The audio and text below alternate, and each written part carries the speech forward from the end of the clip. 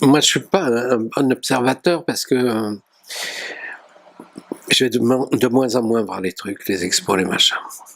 J'en vois pas grand-chose, je vois pas. Il y en a sans doute, mais je vois pas grand-chose.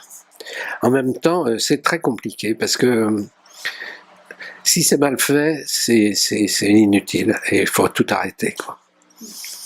Et c'est comme au théâtre, hein. Si une bande son est mal faite, il faut la supprimer, quoi.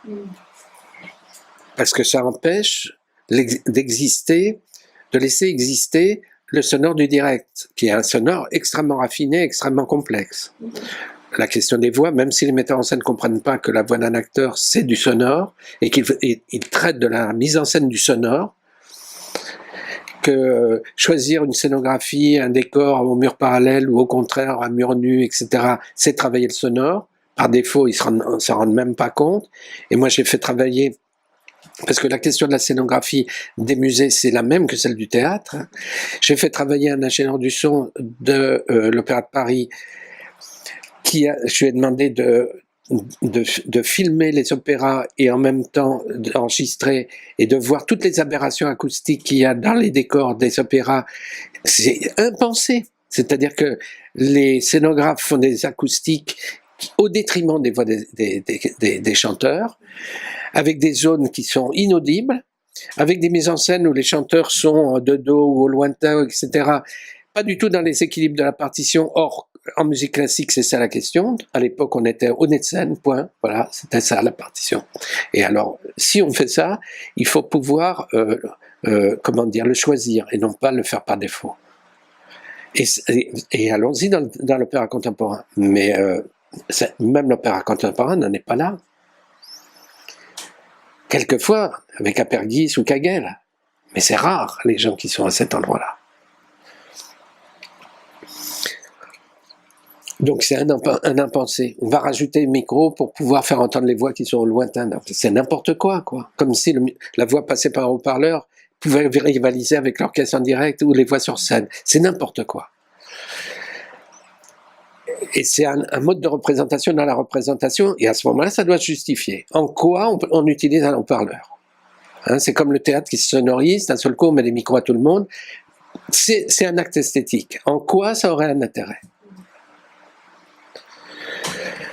Donc, en scénographie de muséographie, c'est la même chose. Moi, j'ai eu la chance de travailler avec Noir et De Vichet, qui étaient deux scénographes qui étaient en fait assez branchés sur la musique. Ils étaient plutôt mélomanes, mais ils connaissaient pas grand-chose à la question sonore. Ils m'ont fait confiance totalement. Et du coup, j'ai pu faire des choses à des endroits où c'était quasi impossible de faire quoi que ce soit. Par exemple, je me souviens d'un lieu, le château de Falaise, qui a une ruine, hein, qui a un lieu qui n'a plus de toit, sur lequel ils ont fait un toit en verre, etc., pour l'isoler, en faire un lieu de visite, avec des scénettes. Il y avait des scénettes avec des personnages habillés, enfin des trucs des fois un peu ringards, mais bon, pas toujours. Et il était question de sonoriser chaque scénette différemment et avoir des éléments musicaux correspondant à des lieux différents, des grandes thématiques sonores musicales. Et on m'a demandé d'intervenir. Et là, j'ai pensé, il faut travailler avec un gros instrumentarium. Et je me suis dit, qui possède ça et avec qui je peux faire ça le plus simplement? J'ai demandé à Jean-Jacques Lemaître, qui est le musicien qui travaille avec Ariane Mouchkine,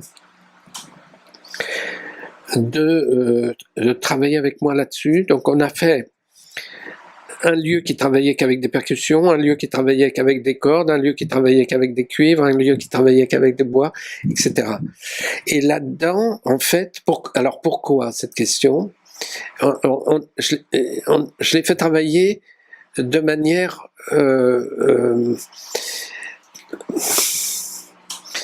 pas atonale, mais modale, hein, c'est-à-dire on était dans le même mode tout le temps. Donc c'est pour une question fondamentale en muséographie, c'est qu'il y a ce qu'on appelle de la repisse, c'est-à-dire ce qu'on entend dans une salle, ça passe dans la salle d'à côté. Donc il faut pouvoir soit baisser le niveau, faire des niches acoustiques pour que ça passe pas, soit se servir justement de cette repisse. Or, dans ce lieu, c'était justement ça le problème, c'est comme il n'y avait pas de plafond et que la voûte en verre était très au-dessus, les sons passaient d'un lieu à l'autre par le haut des murs. Et donc je me suis dit, il faut prendre des catégories instrumentales différentes pour pouvoir justement que ça se mêle, mais que ça reste différencié. Et par-dessus ça, j'ai pris des casques ouverts pour qu'il y ait une traduction ambulatoire, que les gens puissent avoir leur langue et que devant chaque lieu se déclenchent les sons spécifiques de ce lieu, mais qu'on ait à l'extérieur du casque, mais que l'on entend quand on a le casque sur la tête parce qu'ils sont ouverts, on aurait tous les éléments musicaux qui se fondraient, etc. Et ça a marché magnifiquement. Donc là par exemple, voilà un type de choses qui pour moi, disons, on dirait c'est un concept quoi. Hein, pour moi c'était simplement résoudre une impossibilité. Et je crois que la question du sonore, c'est toujours celle-là. C'est que c'est impossible. Le son, c'est impossible. Et que travailler le son, ça serait justement rendre possible des instants d'imaginaire, puisque le sonore, c'est toujours le sonore de mon imaginaire.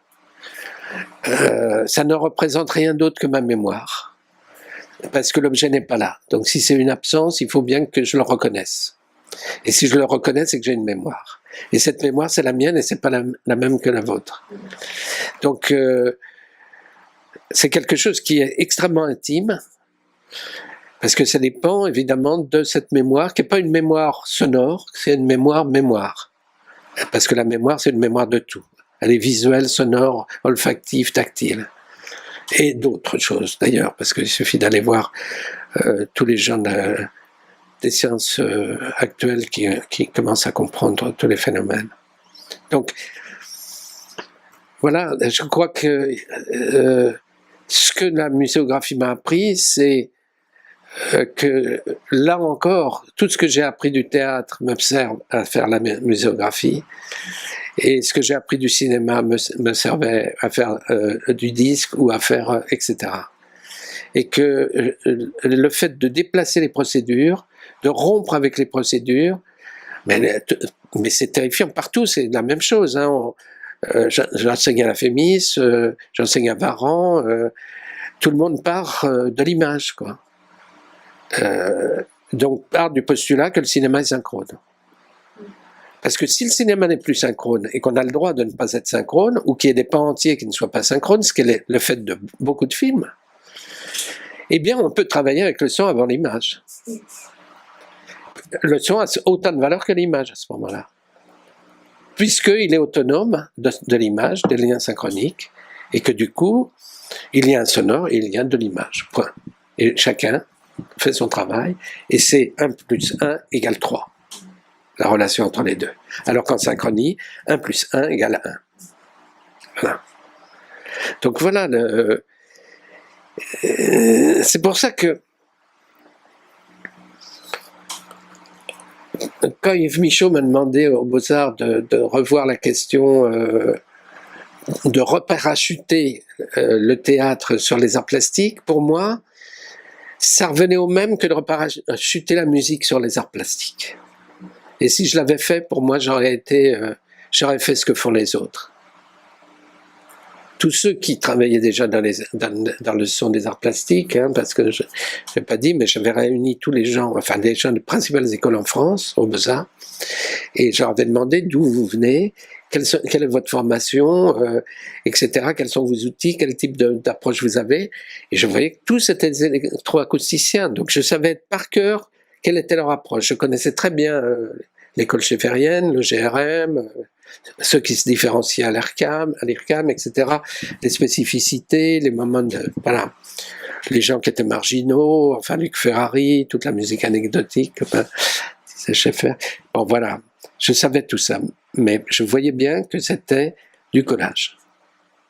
Et que pour moi, le collage représente une chose, mais ne peut pas représenter la totalité de l'approche. Donc c'est pour ça que je suis revenu à la question de la plasticité, qui était l'endroit où les plasticiens étaient, c'est-à-dire l'endroit de leurs propres gestes. Je n'employais rien d'autre que leurs propres gestes. Je leur disais pas, mais vous êtes des musiciens géniaux, regardez, je vous donne quelques outils, vous devenez des compositeurs. Alors c'est une arnaque totale. Le moindre compositeur qui croise, qui a fait sa vie au conservatoire, voilà, ça n'existe pas à côté de ça. Donc il s'agissait au contraire de refonder un lieu, c'est-à-dire de dire ben, quoi finalement il y aura une plasticité du sonore, et s'il y en a une, c'est quoi finalement ces caractéristiques? Eh bien oui, effectivement, le son amène des choses qui sont de l'ordre de la plasticité. Si on regarde par exemple le bruitage cinéma, ça n'est que ça. Puisque ce ne sont jamais les bons objets, c'est ça qui étonne tout le monde, mais ce sont les bons gestes, et c'est là où on voit que c'est le geste qui est important. Parce que si le geste est faux, le son est faux. Donc on voit bien que c'est pas le son de l'objet, puisque c'est pas le bon objet. Mais c'est que c'est le son du geste.